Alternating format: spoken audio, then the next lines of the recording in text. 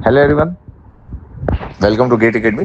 तो अभी आपको आईआईसी बेंगलोर से इंटरव्यू कॉल लेटर आ रहा होगा, मतलब आ चुका होगा और अच्छे खासे रैंक तक आया होगा, है ना। कुछ लोग एक्सपेक्ट नहीं किए होंगे, उनको भी आया होगा कि अच्छा इतने रैंक तक पूछ लिया। तो मैं आपको कुछ पॉइंट बता देता हूँ कि हमेशा ये लोग ज़्यादा रैंक तक तो बुलाते हैं। इसका मतलब है कि जिन लोगों का 1500 रैंक 1800 रैंक है उनको भी अपॉर्चुनिटी मिल जाती है। लेकिन जब सिलेक्शन की बारी आती है तो जो इनका 85 से 90% वो लोग हमेशा अच्छे रैंकर्स को इम्पोर्टेंस देते हैं, मतलब जिनका अच्छा गेट स्कोर है, अच्छा रैंक है, और उनका इंटरव्यू या रिटर्न जो भी लेते हैं वो उसको थोड़ा सा प्रायोरिटी में रखते हैं। ठीक है, जब सिलेक्शन प्रोसेस होता है। बट इस बात को ध्यान रखिएगा कि जिन लोगों का रैंक थोड़ा पीछे है, अगर वो अपना बेस्ट परफॉर्म करते हैं, अगर रिटर्न होता है रिटर्न अच्छा देते हैं, या इंटरव्यू होता है तो इंटरव्यू अच्छा देते हैं, तो उनके पास भी ऑप्शन है 15% का। तो वो लोग इस अपॉर्चुनिटी को अच्छे से यूज करें। याद रखिएगा, सीधे आप इंटरव्यू देने चले जाओगे और गेट के अपने नोट्स उठा के पलट लोगे तो उतना अच्छा नहीं जाएगा। आपको कुछ बातों को ध्यान रखना चाहिए। जैसे कि इंजीनियरिंग मैथमेटिक्स में ना वो लोग डिफरेंशियल इक्वेशन, कैलकुलस, ये सब बातें बहुत करते हैं, तो मैथ्स एक बार पूरा रिवीजन कर लो। और डिफरेंशियल इक्वेशन और कैलकुलस वाले पार्ट को तो और अच्छे से कर लीजिएगा, मतलब हर आईआईटी में काम आएगा। आईआईटी कानपुर जाओगे, आईआईटी दिल्ली जाओगे, क्योंकि कई बार वो लोग बोर्ड में भेज देते हैं आपको, वही उनका व्हाइट बोर्ड रहता है इंटरव्यू पैनल में, और वहीं पे भेज देते हैं आपको कुछ ना कुछ सॉल्व करने के लिए, कुछ सोचने के लिए। उनको भी देखना रहता है कि आप सोचते कैसे हो या डर तो नहीं जाते हो करके। ठीक है। और आईसी बेंगलोर वालों का थॉट ये रहता है कि जो एमटेक करने आता है उसमें से बहुत बार 50% लोग पीएचडी में कन्वर्ट हो जाते हैं। उनको ये भी पता है कि अभी आज कोई नहीं सोच रहा होगा, क्योंकि अभी तो उसको पढ़ना नहीं है, बस एमटेक करना है। लेकिन जब एक बार आईसी बेंगलोर के अंदर में जब माहौल बनता है ना, तो लोग पीएचडी में जाते हैं, क्योंकि जिंदगी बहुत बड़ी है और बहुत सारे लोगों को बहुत बेस्ट करना है। लेकिन अभी नहीं पता चलता है, वो तो जब आप पढ़ने जाओगे तब पता चलेगा। तो वो लोग इस बात का भी ध्यान रखते हैं कि वो स्टूडेंट में बात होना चाहिए, मतलब जिससे कि अगर वो कभी पीएचडी के लिए जाए तो वो एक अच्छे अच्छे पर्सन को सिलेक्ट करना है करके। तो मैथमेटिकल इक्वेशंस बहुत इंपॉर्टेंट पार्ट है। एग्जैक्टली गेट का प्रिपरेशन करके नहीं जाना है कि कोई गेट का एग्जाम होने जा रहा है, लेकिन फंडामेंटल और बेसिक कंसेप्ट वाली चीजें बहुत अच्छे से पूछेंगे। अगर आप वीएलएसआई के लिए ऑप्ट कर रहे हो तो आपको एडीसी में मॉसफेट वाला पार्ट पूछेंगे, सीमॉस वाला पार्ट पूछेंगे, बेसिक सेमीकंडक्टर पूछ सकते हैं। मतलब आप बहुत बड़े बड़े क्वेश्चन नहीं पूछेंगे, लेकिन फंडामेंटल चीजों पर बहुत फोकस करेंगे।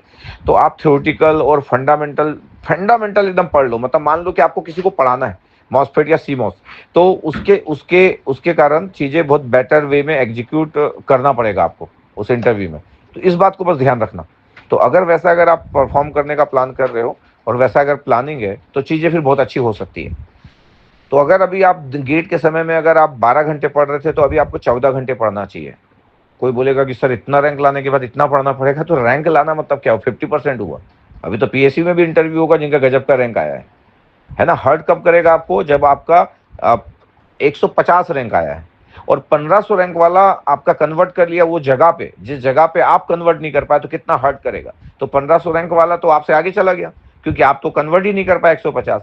तो गेट में आपके पास रैंक है तो पॉसिबिलिटी आपके पास 90% है, 100% नहीं है, 90% है। क्यों? क्योंकि अभी भी आपको परफॉर्म करना बचा है। और अगर आप पार्टी दे रहे हो, लोगों को मस्ती कर रहे हो, तो आप ना फिर बाद में बहुत फील करोगे कि यार गेट में रैंक लाने के बाद भी मैं पीछे हो गया और कोई आगे चला गया करके।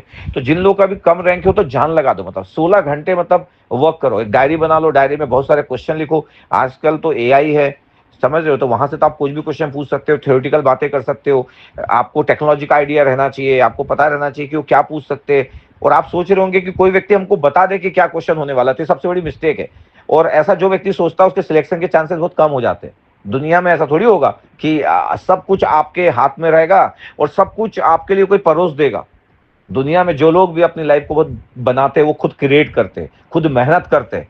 तो अभी इंटरव्यू वगैरह को वो लोग क्रैक करते हैं जो दिन में 16 घंटे बैठ के अपने लिए लिख रहे होंगे, प्लान कर रहे होंगे। वो नहीं करते जो किसी से पूछेंगे कि सर मेरे को क्वेश्चन बता दो सर कि क्या पूछेंगे, वो लोग कन्वर्ट भी नहीं कर पाएंगे और क्लियर भी नहीं कर पाएंगे। हमेशा सेल्फ बिलीव बहुत इंपॉर्टेंट है और अपना हार्ड वर्क करना पड़ेगा और स्मार्ट अप्रोच के साथ में, तो आप अच्छा अच्छा कर लोगे। और अभी तो अभी आईआईटी वाले अभी आपको बुलाएंगे। हाँ, रैंक वाले को वहां पे एडवांटेज हो जाता है जहां पे कोई रिटर्न और इंटरव्यू नहीं है और सीधे के सीधे सिर्फ काउंसलिंग हो रही है। तो अच्छा रैंक वाले को तो फायदा हो ही गया, क्योंकि जब सीधे काउंसलिंग हो रही तो सिर्फ रैंक पे बेस्ड बात होगी। लेकिन जहां पे भी रिटर्न और इंटरव्यू की बातें होगी तो वहां पे कम रैंक वाले के पास वो अपॉर्चुनिटी बन जाएगी अच्छे रैंक वाले के साथ फाइट करने की।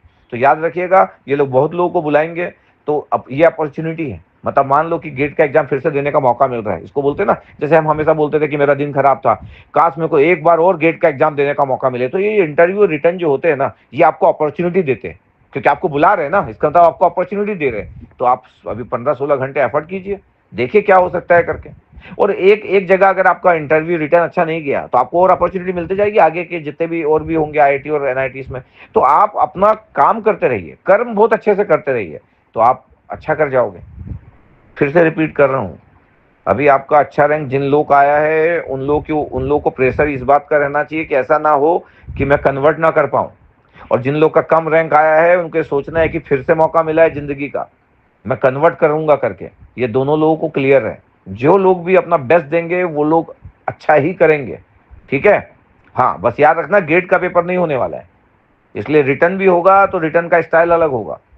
एग्जैक्टली गेट का पेपर कोई नहीं पूछता, ना इंटरव्यू में ना रिटर्न में। हो गया गेट का पेपर, अब आपको थॉट प्रोसेस आपका देखना है, फंडामेंटली आप स्ट्रांग हो या नहीं हो, इस बात को ध्यान रखिएगा आप लोग, ठीक है। मेरी बेस्ट विशेष है, मेरी बेस्ट विशेष आप सभी लोगों के साथ है कि आप अच्छा परफॉर्म करो। और अभी जितने भी आने वाला जो अगला जो 1 महीना है 2 महीना है, जिसमें जितने भी रिटर्न इंटरव्यू होंगे वहां पे आपको अपॉर्चुनिटी मिले और आप उसको क्रैक करें, ठीक है।